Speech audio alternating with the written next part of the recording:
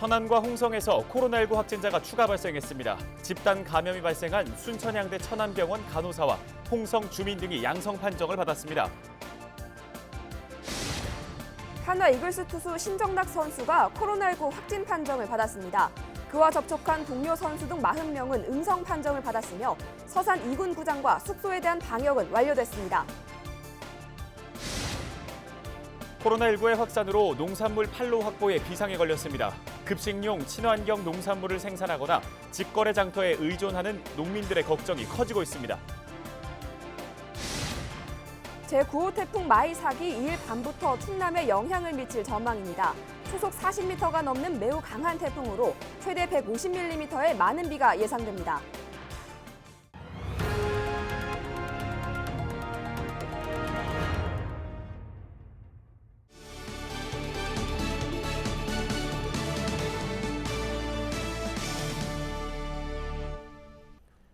시청자 여러분 안녕하십니까? 헬로티비 뉴스 충남 시작합니다.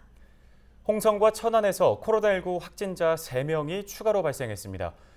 홍성 9번 확진자인 50대 A씨는 광천읍에 거주하고 있으며 지난 31일 발열 증상을 보여 홍성의료원 선별진료소에서 검사를 받았습니다.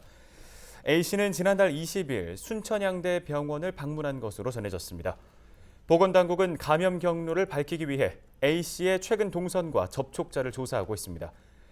한편 천안에서도 확진자가 2명 발생했는데요. 이 중 1명은 성거읍에 사는 70대로 감염 경로가 확실하지 않은 천안 189번 확진자와 접촉했던 것으로 알려졌습니다. 나머지 1명은 순천향대 천안병원 응급중환자실 간호사로 자가격리 중 발열 증상을 보여 재검사를 받았다가 양성으로 확진됐습니다.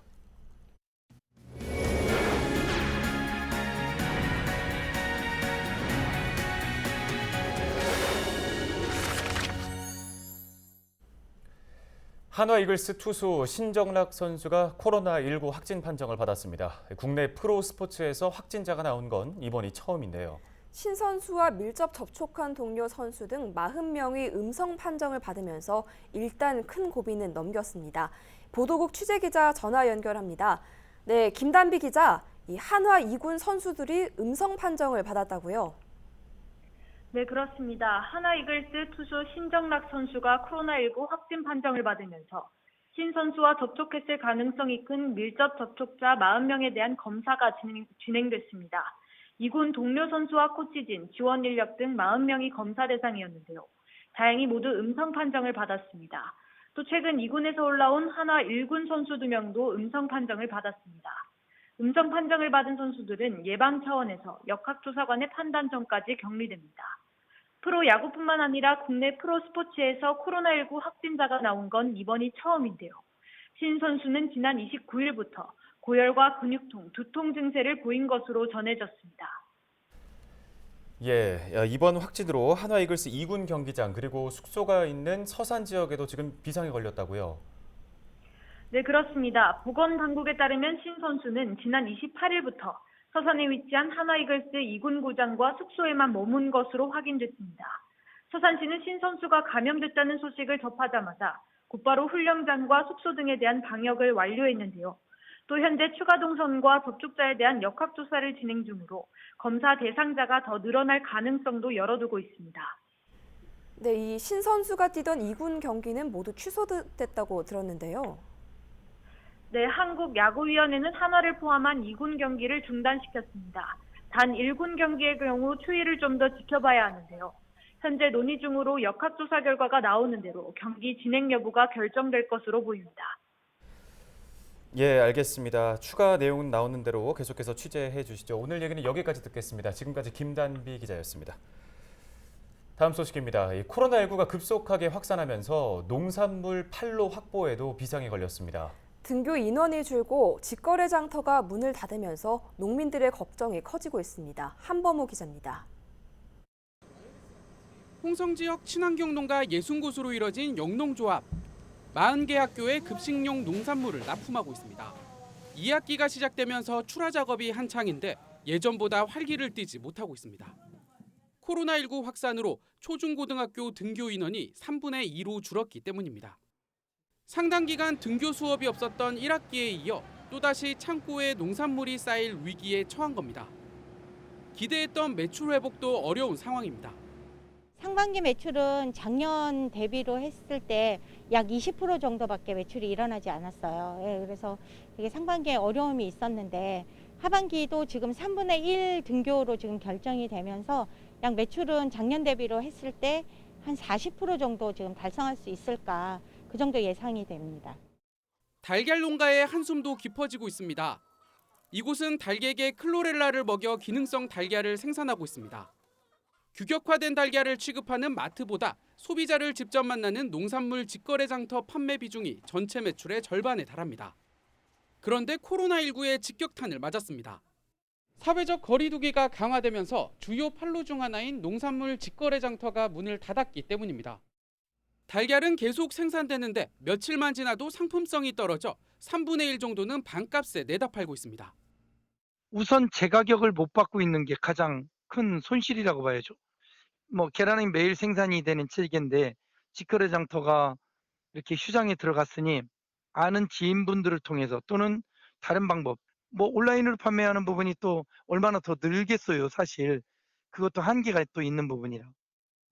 코로나19 확산세에 시름이 깊어지고 있는 농민들. 농산물 꾸러미 배송과 드라이브스루 특판전 등 판로 확대 방안을 간절히 바라고 있습니다.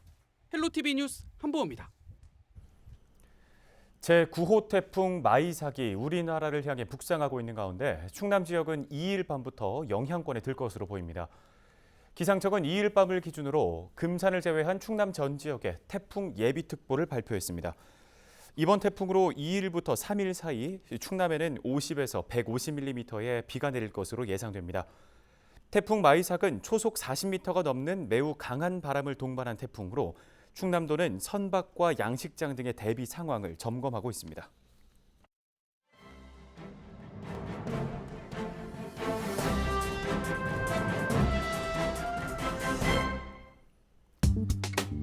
신문 브리핑 굿모닝 충청 기사입니다. 충남 여성정책개발원 신임 원장에 또다시 캠프 출신 비전문가가 내정되면서 불거지고 있는 논란을 전하고 있는데요. 신문은 이번 논란이 민선 7기 첫 원장의 양승숙 예비역 장군이 임명됐을 때와 유사한 상황이라고 보고 있습니다. 개발원 내부는 물론 지역 여성계에서도 있을 수 없는 일이라는 반응이 나와 진통이 예상됩니다. 앞서 충남도는 보도 자료를 통해 제9대 원장에 조양순 충남복지재단 이사가 내정됐다고 밝혔는데 이게 왜 논란이 되고 있는 건지 좀 더 자세히 들여다보죠. 먼저 개발원의 설립 취지에 맞으려면 성별 영향평가나 여성 친화도시, 여성 인권 중 어느 한 분야에서라도 전문성을 갖춰야 하는데 조 내정자의 경우 사실상 전혀 무관한 인물이라는 점에서 논란의 불씨가 시작된 겁니다. 특히 전임자의 사례와 마찬가지로 캠프 출신 비전문가가 원장으로 내정되면서 개발원 내부에서도 당혹스럽다는 반응이 나오고 있는데요. 개발원 내부 인사는 양 전 원장 임명 때도 논란이 커 결국엔 중도 하차한 바 있는데 아무리 원장 공백 장기화에 따른 우려가 크다고 해도 이런 식으로 인사를 하는 건 용납할 수 없는 일이라고 강조했습니다. 이른바 코드 논란으로 불명예 퇴진한 전임 원장 사태를 고려해 이번 인사는 더욱 신중했어야 했다고 밝히기도 했습니다. 지역 여성계 쪽에서는 가뜩이나 민선 7기 들어 도지사 공약 및 정책에 여성 쪽은 하나도 없고 가족으로 뭉뚱그려져 가고 있는 중이라며 그나마 남아있는 개발원에도 비전문가가 들어간다니 이해가 안 된다고 꼬집었습니다. 이어 보육 분야가 여성의 전유물이 아니라는 점에서 조 내정자가 전문성을 가졌다고 볼 수는 없다고 지적했습니다. 한편 충남도는 조 내정자에 대한 결격사유 조회를 거쳐 오는 4일 이사회의 승인을 받은 뒤 이달 중순경 임명할 계획인 것으로 전해졌습니다.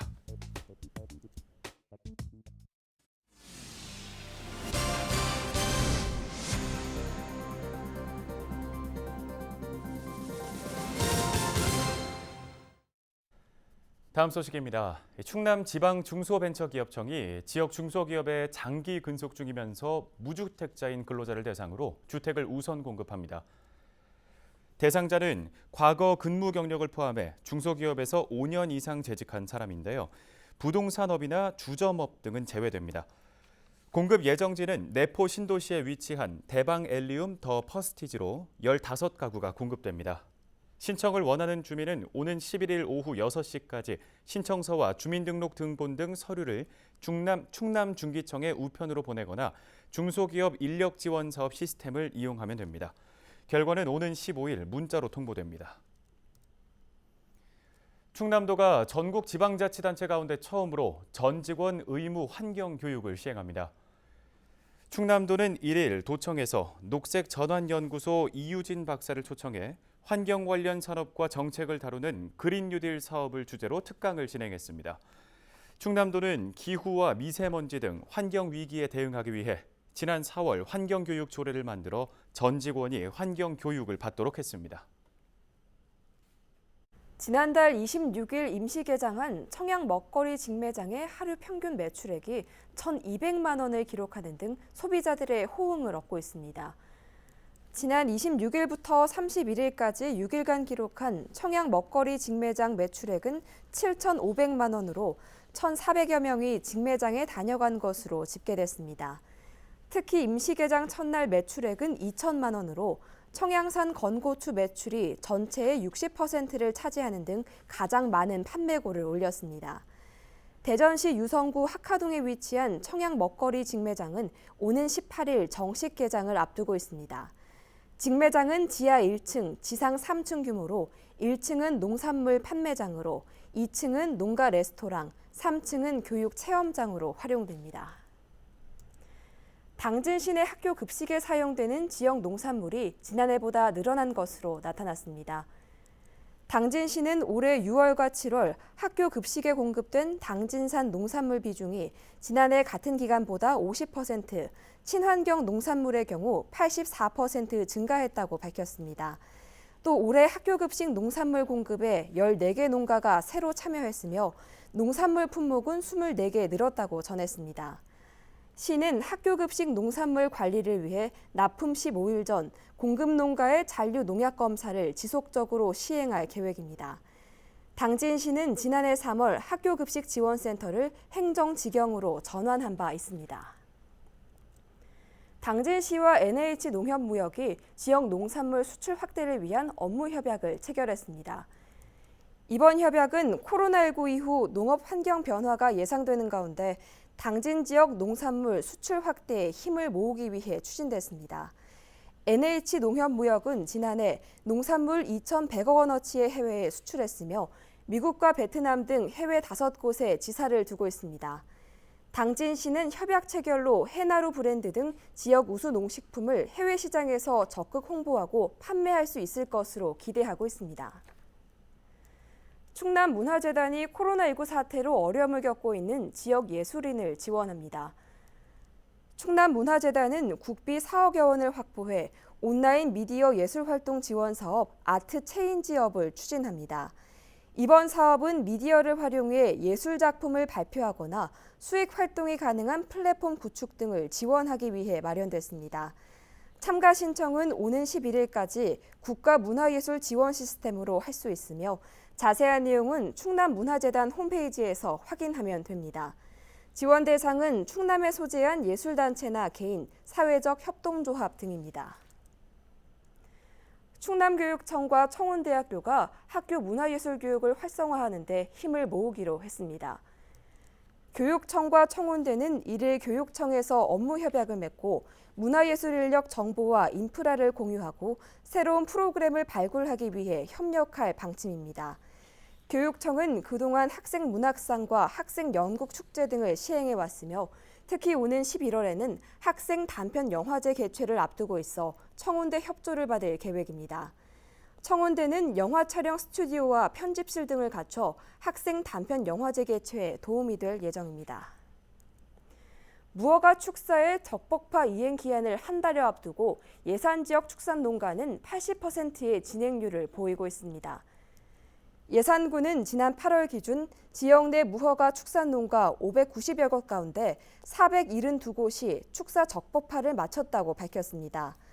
충남도 내 전체 무허가 축사 적법화 진행률은 81%로 청양군은 78%, 홍성군은 59%를 기록했습니다. 무허가 축사에 대한 적법화 추가 이행 종료 기간은 오는 27일까지이며 정부의 가축 분류법 시행에 따라 아직 적법화 절차를 마치지 않은 축산 농가는 그 전에 모든 정화 시설 등을 갖춰야 합니다.